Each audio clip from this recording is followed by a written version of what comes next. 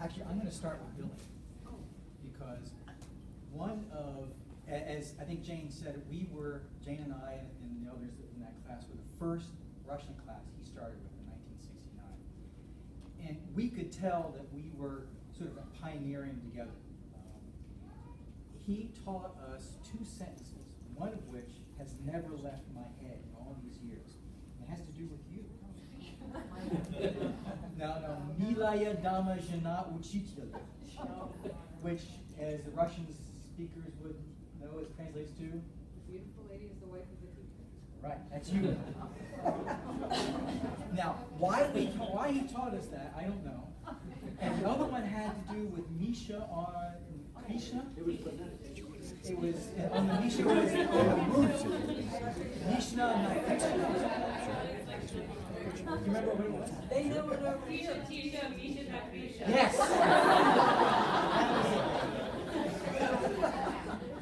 Now, why we were learning, I have no clue. But really, she's a lot younger than us. So, but what an experience it was, just to be able to know that not only you in a class learning Russian, which was just by itself was an amazing thing, because like the principal said, no one else was doing that. Tell them about photon. I'm going to get them. I'm going to give them the story. But we were doing it together, and there was this real sense that we were just pioneering this together. So it was a teacher and students, but there was more there. We were working this out together, and that was fun. That was really, really fun and fascinating for a freshman who's wet behind the ears and trying to manage this language. But what I really want to say is a story. And we were also, senior year was the first trip to Russia. And God bless my parents, they found the money somehow to send me as my high school graduation present. So I went, and after 4 years of hearing about Red Square and all the history and the Kremlin, there we are in Moscow. And my best friend in high school, Tom Merritt, and we're in the hotel. And we know all about Intourist, we know all about the KGB, we know about all this stuff, and we thought, we got to go outside, because we could see Red Square and St. Basil's not far away. We got to go outside. We got to do this. And we thought, well, gee, what if someone stops us? Well, we'll just say we don't know what's going on. We left the hotel. So Tom and I left the hotel, and we walked over to Red Square, and no one stopped us. So here we are in the middle of Red Square. It was in the night, and all the lights, and it was this magical, mystical experience. And there's, St. Basil's, and while he and I were just walking around Red Square, this young man walks over to us, and we thought, okay, here it comes. Now we're going to get called to book. And this young guy wanted to talk to us. And he started engaging us in Russian, and our Russian was quite good enough to be able to engage this young guy in a conversation. He was exactly Tom's and my age. And he went, what are you guys doing here? Because we weren't any part of any tourist group. We were just by ourselves, and there was no one else with us. He's going, what are these 2 people doing here? And we started chatting and talking, and he said, look, do you want to see the real Moscow? And I'm not going to say no. I could not say no. And he said, fine, tomorrow evening around the same time, meet us in this hotel, in the park near the hotel.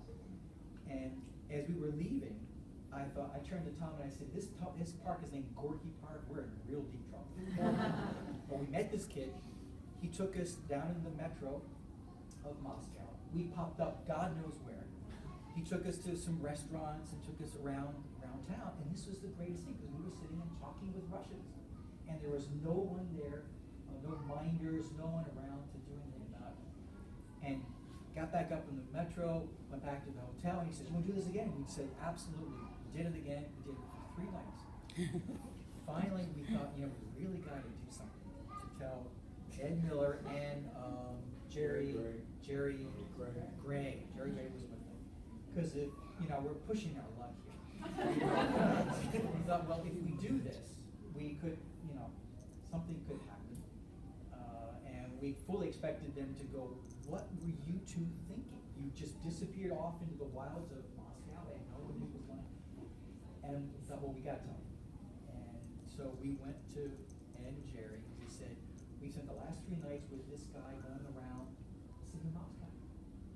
Fully expecting that we were going to get like reamed out royally for doing something absolutely stupid.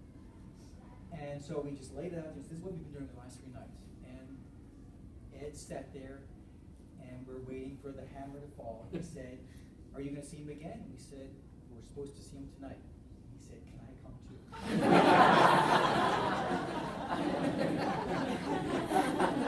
Can I come too? And we go, we said, yes, okay, we're going to meet him at the park. And so we went down to the metro again, went to this restaurant and a bar, and we're sitting with Russians, and Ed is there, and we're going back and forth with these Russians who are going, what are these Americans doing in this neighborhood of Moscow? This is 1973. You're not supposed to do that.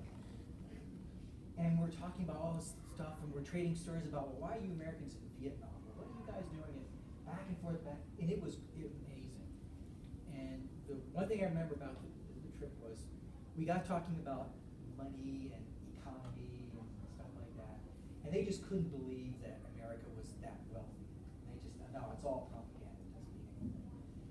And so they said, like, for example, and they pointed to Mr. Miller's coat. It was a winter coat. This was April. And he said, like, how much does that cost? And Ed said, I can work a couple hours and buy that coat. And they didn't believe it. Absolutely would not believe that you would only work a couple hours to buy that coat, because that coat would have cost them weeks of work. And before we left to go back to the metro, to go back to our hotel before someone found us, he gave that man his coat. And I convinced the entire room that it was true.